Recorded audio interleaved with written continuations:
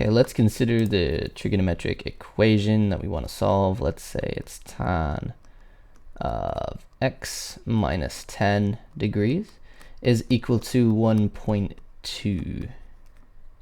Okay.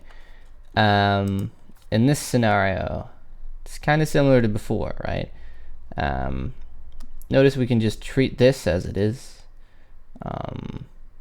This doesn't really like any translation, like if you add or subtract some degrees, it doesn't really affect things, right? We can just proceed as before.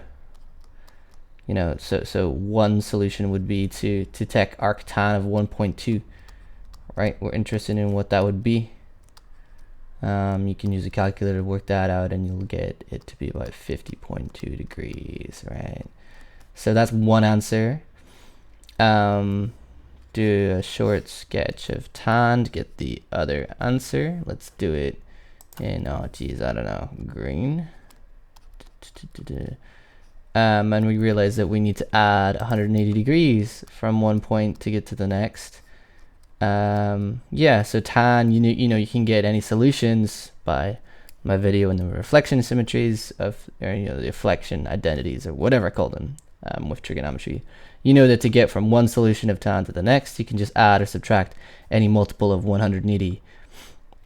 So notice this equation actually has infinite solutions.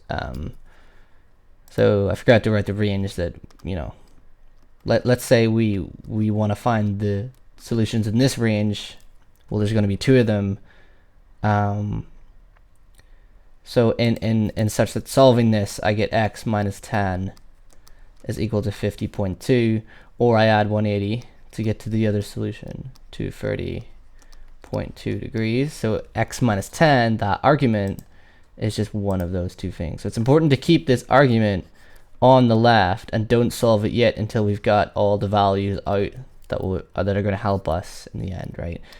So then we go that x is equal to 60.2 or 240.2, and that's it, we're done, right? So one thing you might have to worry about is that when you do this last step here, just check you're still in the range that was given up here. Sometimes you can get booted out of it.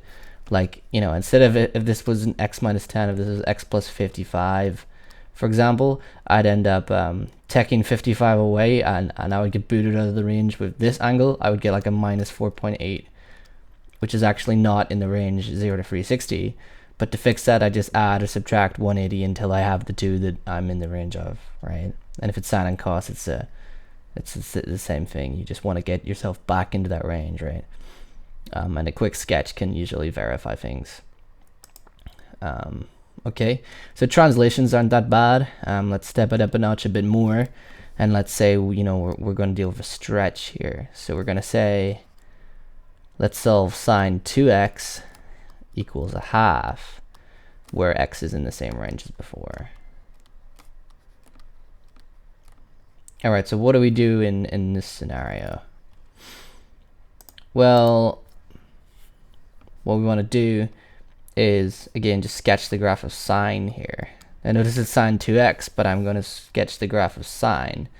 But what range am I going to sketch it in? Well, I'm going to go, I want to deal with twice the wave, right? So if this point is 360 degrees, which it is, this point will be 270. Now, why did I sketch it twice? Well, you'll see why. If we consider the line, you know, y equals a half to get where the solutions are, then, you know, when we take arc sine of a half, we should know that that's 30.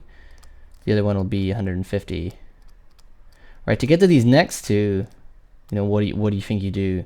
Well, I can take one of them and I can just add 360. In fact, I could add 360 to either one to get to the next one, right?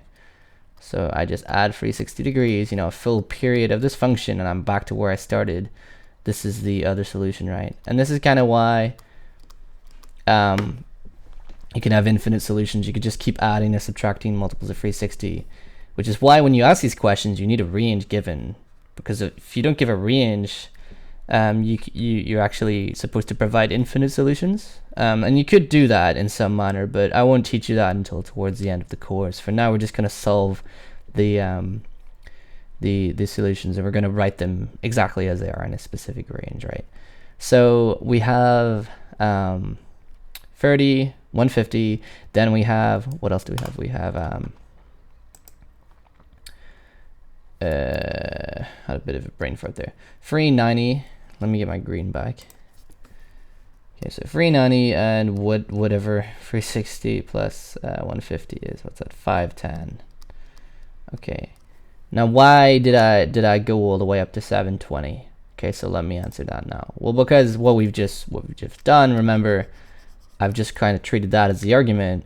Now I get that 2x is equal to either 30, 150, 390, or 510.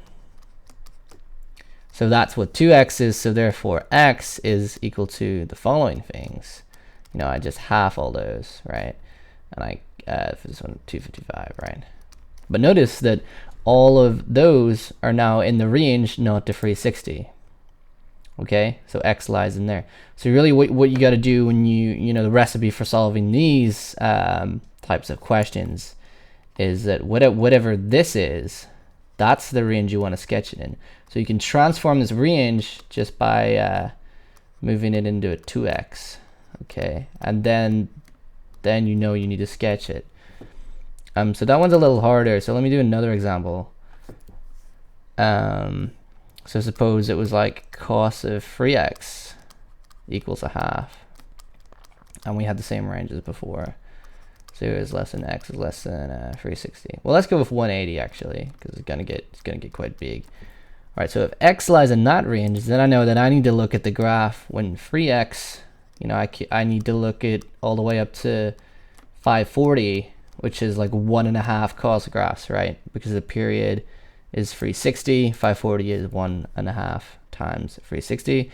So let me write down, or let me sketch down cos in that sort of range. So typical cos graph, here we go. And then I need to go a little bit more to get to the 540 point. Okay, so we have this point. That's going to be where the cos graph would have ended, so that's 360. Over here we have 540. Now, for it to be equal to a half, I just need to draw the line a half, and I can see where those points are. Okay, so there's going to be 3 answers here. This one, and this one. So the question is, what are they? I just go arc cos of a half. I get 60 degrees here. That's what I'll get by symmetry. I know that this distance is this distance, so this must be 300. And then I can add 360 to get to this one. So it's 360 plus 60 is 420. So those are all my answers. And then I can just divide by 3 to list them. So if 3x is either of those, then x finally is 20, 100, and 420 divided by 3 is 140. And they are indeed all in the range we started with. So that's the recipe for solving those.